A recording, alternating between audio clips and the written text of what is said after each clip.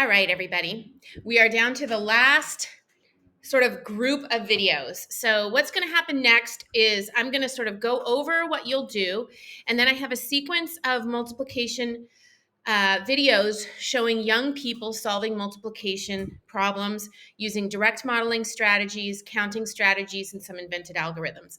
I'm actually giving you the links directly because I think it will be easier for you to access, and then you can go back and forth on your own time if you'd like to revisit. All right, so let me talk to you about multiplication strategies. And again, as we talked about earlier, they go through the same progression of strategies that addition and subtraction problem solvers go through: direct modeling, counting, and invented algorithms. And then we have the standard algorithms. So just a note on what a standard algorithm is.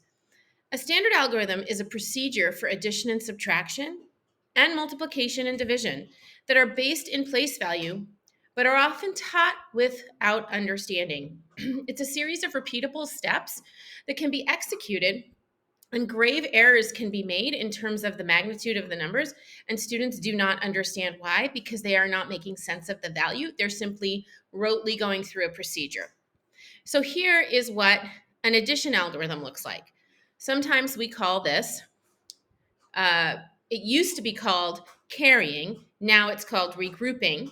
But you can see along the way, as students are regrouping into the tens and into the hundreds and into the thousands, if they misplace that step or add a zero in an inopportune location, they're going to completely change the outcome of the problem. Here it is for subtraction. And we used to call it borrowing, but now we call this regrouping as well because we are regrouping tens, ones, hundreds, and thousands to help us solve the problem. But you can see that many of the invented algorithms are as efficient, if not more efficient, than the standard algorithms, and they make more sense to young people. So why would we ask them to do something that doesn't make sense and is very error prone? So there are lots of ways around these that are just as efficient. And yes, students do need to know the standard algorithm, but way later in the grades, fourth grade, fifth grade, sixth grade. Here is the multiplication standard algorithm, and you can see this one also has space, particularly in the ones place. If that space is not left, when students start to multiply tens by ones and tens by tens, that's why that 81 moves over, because we are multiplying three groups of 27.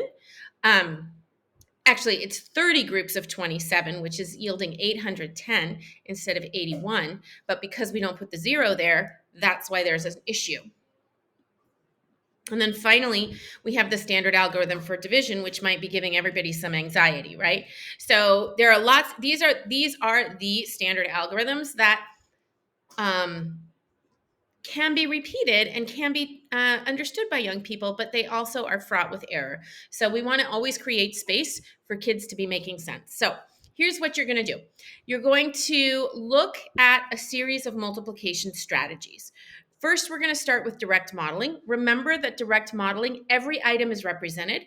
The student models the groups in some way, either by writing them, using manipulatives, using their fingers, and all groups are counted or combined as a way to get the result. Jada showed us a direct modeling by one strategy when we looked at the cupcake problem. You're also going to look at multiplication strategies where the student direct models with tens. That is going to be Zakaila. All right. Then you're going to look at a multiplication problem where it's a counting strategy. And this will be another person using a counting strategy for multiplication.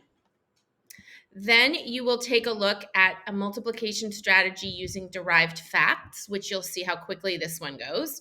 Whoops, it's over here. Okay, that's the derived fact one. And then you'll take a look at the direct modeling with place value. And this one takes a little bit longer, but you see very clearly how the student is thinking about it and how they're being very precise in their thinking.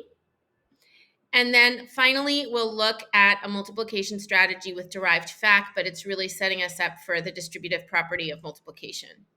So you're going to look at those 4 videos, and I'm going to ask you to do it on your own because you'll have more flexibility. So at the bottom of your page, you have all of those listed for you, and you'll just click through them.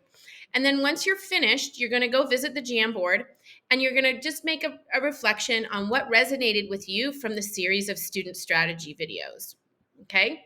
And that will be on page 10 of the Jamboard. Okay? Once you do that, we have one more video that's going to have some interesting information that you're going to want to know to close us out. See you soon.